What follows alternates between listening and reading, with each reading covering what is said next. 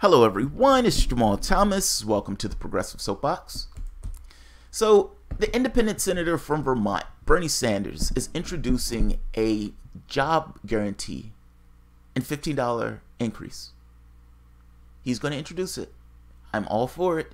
I've been pushing for this for God knows how long, so I love to hear that Bernie Sanders is doing this. Now, this is great for workers. This is great for trying to eliminate poverty, or at the very least attacking poverty directly. People who don't like it, however, Fox News. Fox and Friends hates this. Varney in particular, the plutocrat rich fuck Varney, absolutely hates this, and he is apoplectic on Fox News at the very thought of this.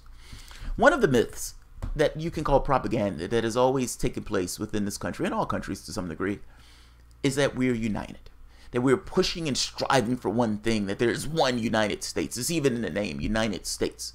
And I know United States, in this case, referred to this kind of legal fictions. But those states are made up of people, of human beings. And the thing is, that is nonsense. We've never been united.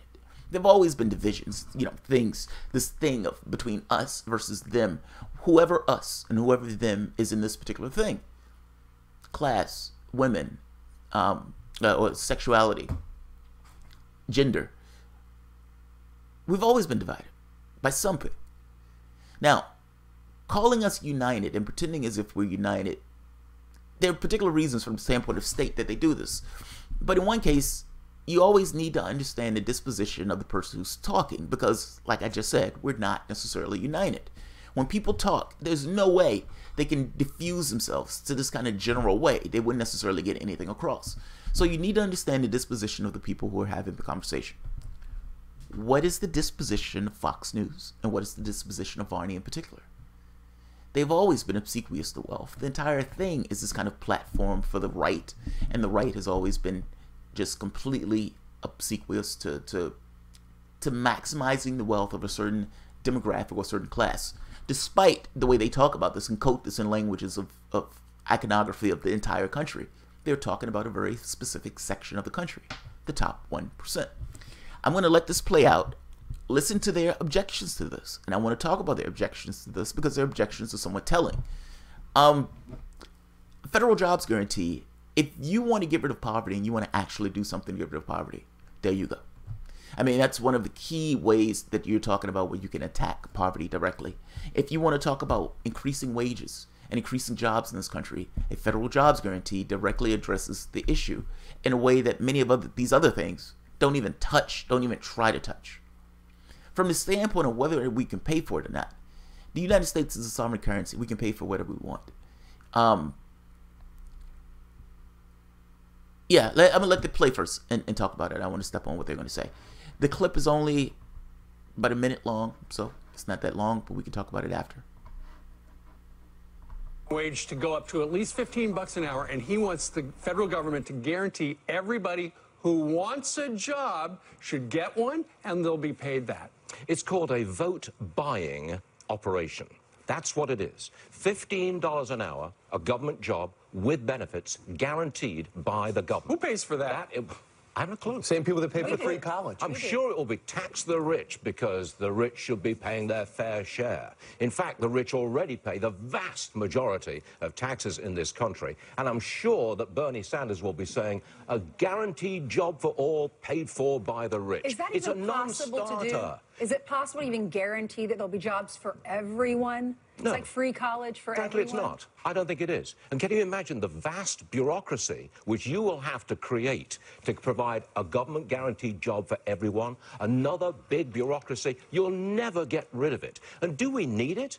At a time when this economy is a fully employed economy, along comes Bernie Sanders and says, oh, $15 an hour plus benefits for any job that we will guarantee. He's also talking about automatic, everybody gets $1,000 a month. Is that in his deal? That's a politician who's come up with universal pay. And he was on my show yesterday. His name is Yang, and he wants $1,000 per month from the government to every single adult between the age of 18 and 64. He says it'll cost $2 trillion. And you say that, too, is vote buying. Oh, are you kidding me? Okay. Of course it is. Stuart Varney, thank you very much for joining us live.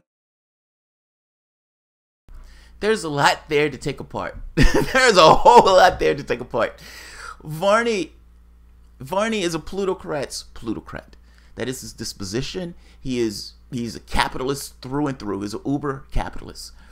He calls this a vote buying operation. Now, plutocrats extending their influence into the political system, for whatever reason, this is not vote buying to Barney. When these plutocrats give Obama $1 billion to run in the race, give Trump hundreds of millions of dollars, give Clinton hundreds of millions of dollars, Mitt Romney's hundreds of millions of dollars, Republicans and Democrats all throughout the United States, millions to run in these races in order to buy their votes on policy decisions that the American public would be completely against.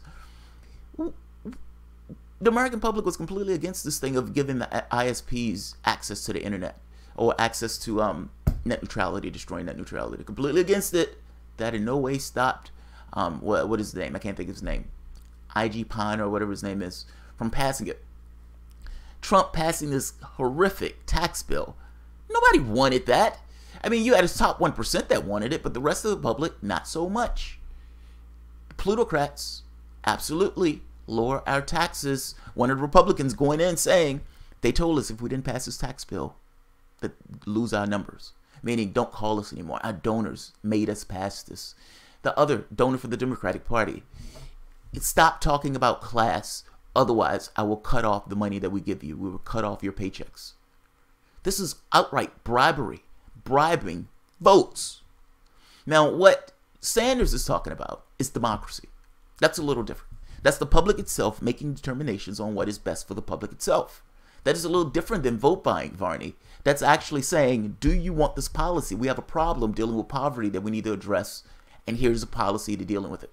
We have a problem dealing with jobs, making sure people have decent jobs. This is how to deal with it. That's called policy. That's called democracy. That's not vote buying. What you and your plutocratic friends engage in is vote buying. And by the way, the propaganda arm that is Fox News is to some degree trying to influence the vote. You're paid handsomely to try to influence the vote. I guess I'm trying to get across all of this stuff to some degree. It is the edifices from standpoint of mainstream media and from the way politics in Washington works. It's vote buying. You're getting Congress to toe a particular line and toe particular narratives. Some of these narratives revolve around this kind of corporate America thing. Some of these narratives revolve around political action. But all of this is ensconced in cash. What Sanders is talking about is galvanizing the public to do something that's in the public's best interest. What you're talking about, or at the very least what you do and what you propagate, is literally the buying of votes. There's a difference in those things, Varney. I hope I'm making that clear in what I'm talking about. The second part to this is tax the rich. And they should pay their fair share. Yes, I agree. You should tax the rich, and the rich should pay their fair share. The rich have made out magnificently well. 95% of the wealth over the Obama years, supposedly the lefty, went to the top 1%. Think about that. 95% of the wealth going to the top 1%. To make my point a little bit clearer, we have 8 men own same wealth as half of the world. Put that in your head for the moment. 8 human beings. Let's go to America. 1/3 of households, 1/3 of American households can't afford food, shelter, or medical care. Varney is saying that we're at full employment. Nonsense! We're not at full employment. In fact, the employment numbers are somewhat rigged in a weird way. In other countries, they use actual employment figures. In the United States, the employment numbers, they like call in, and if the person says no, they can't, they're not looking for a job, they just take them off. That person may have just stopped looking for a job because they're so despondent that they couldn't find a job. That is nonsense. 95% of the jobs that were created under Obama were low wage or service jobs. Those are not people who are gainfully employed. Those are not people who have a decent living standard. Half of the country is either in a low-paying job or in poverty. What was the stat? 60% of the American population, if they had a bill over $500, wouldn't be able to afford it. That doesn't sound like a fully employed, productive society, Varney. That sounds like one side of society doing magnificently well at the behest of the other. The top 1% has skyrocketed in wealth, whereas the low to middle wage, for the most part, has stayed stagnant in real wages. Haven't budged over the past, 40 years. Top 1%, going back to the 80s, has done magnificently well. Reagan dropped the tax rate. Believe it or not, the tax rate used to be at like 90-something%. Even under Kennedy, it was at 70%. The point I'm trying to get... Oh, one more thing. This guy. Jeff Bezos' net worth just broke $100 billion. Contrast the fact that you have 1/3 of American households can't afford food, shelter, or medical care, and Bezos' wealth hitting $100 billion.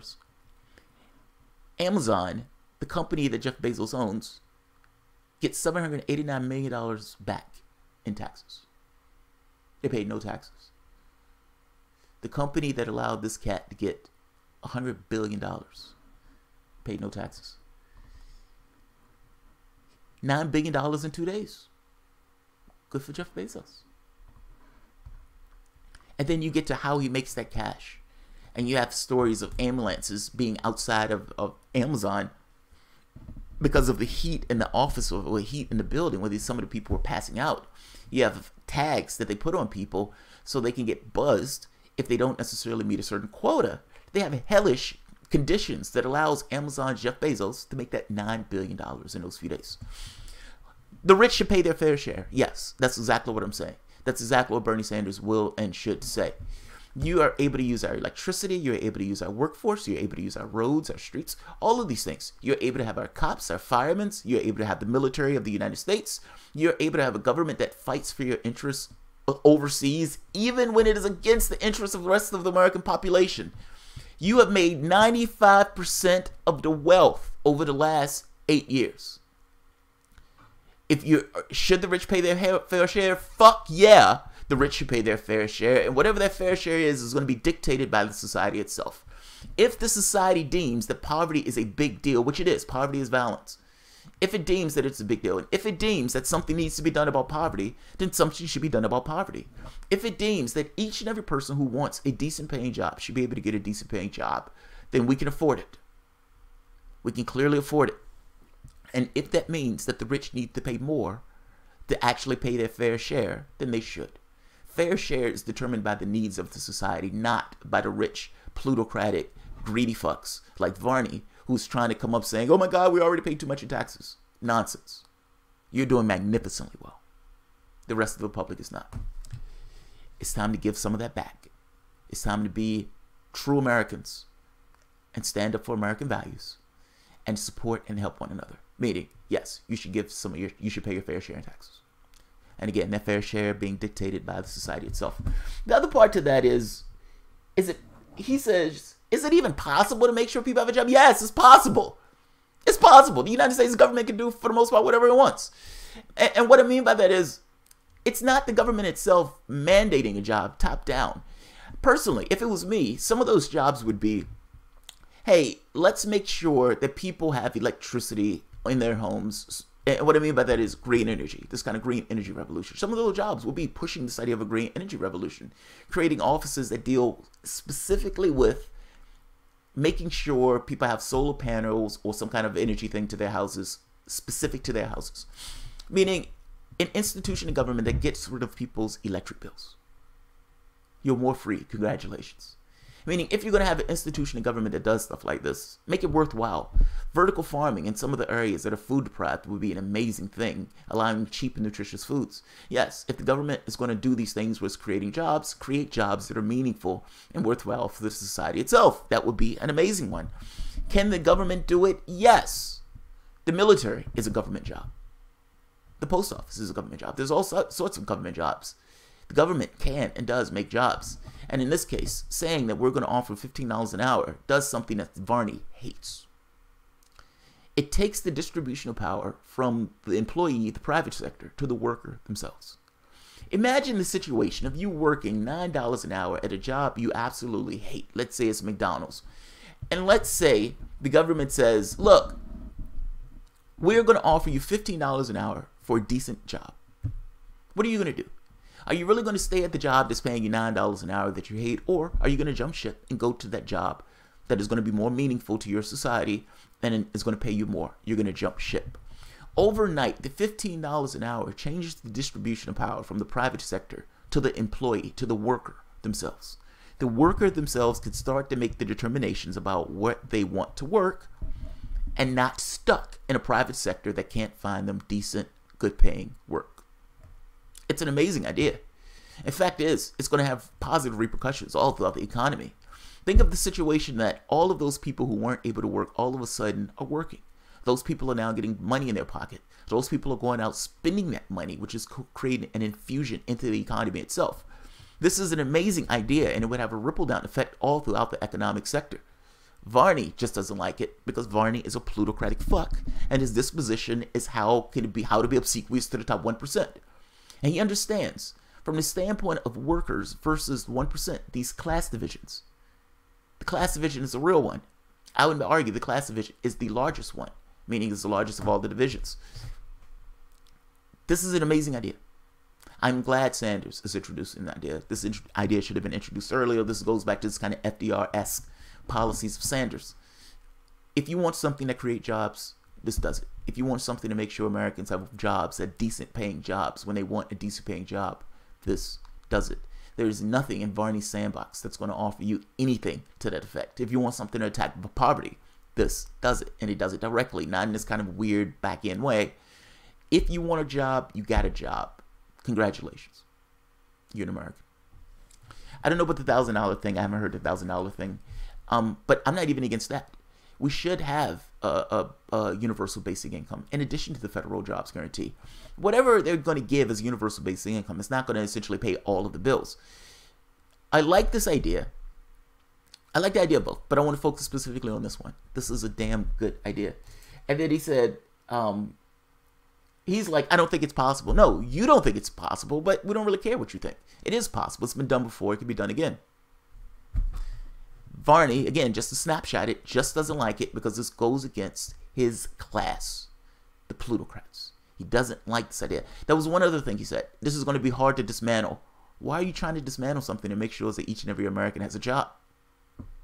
If you want a job, you got a job. Congratulations. I thought the right wing was supposed to be in this camp for the American workers and people pulling themselves up by their bootstraps and everything else. Well, Varney, this is exactly what this is. Giving the Americans the tools to pull themselves up by their bootstraps. If you want a job, you got a job. Congratulations. The reason why he's talking about dismantling this is because he understands every program, these New Deal programs, plutocrats on the very next day have sought to dismantle those programs. Those programs challenged their particular power. They don't like this. They love this level of vulnerability in the society itself because it makes workers more dedicated and more, what do you want to call it, rapacious in trying to keep their job. It makes them more vulnerable, makes them more concerned. From the worker class or from the plutocratic class, that's great. We love the idea that our workers are vulnerable and scared because at the end of the day, that allows them to be more productive and more vicious at keeping their job. In this case, you have a situation of them saying, of Bernie Sanders saying, yeah, for mental health, that's not really a good thing. And also, let's do something about the minimum wage. Let's do something actually about jobs. If the private sector can't do it, we'll do it. I love this. I love this. This is programs that have taken place before in the past, meaning the FDR era. Love it. Love it. Of course, I wish you would go further on this, but even up to this point, I love it. Because I think up to this point, this is something that the American workers will say. Are you telling me that I could get a decent job? Fuck yeah, I'm behind it. And fact is, the American public will be for this. Varney is not for this because his class is not going to be for this. The American worker themselves will be for this. I suspect this is why they love Sanders. And I have to be honest, this is why I myself, despite all of the issues I have with some of the stuff Sanders has done, still remain Sanders. So I'll leave it at that. I'll put the video up. Damn it, I tried to keep this short and I have not been able to keep this video any shorter than this. Sorry for the length, but I hope I got my point across. Alright guys, you all have a good one.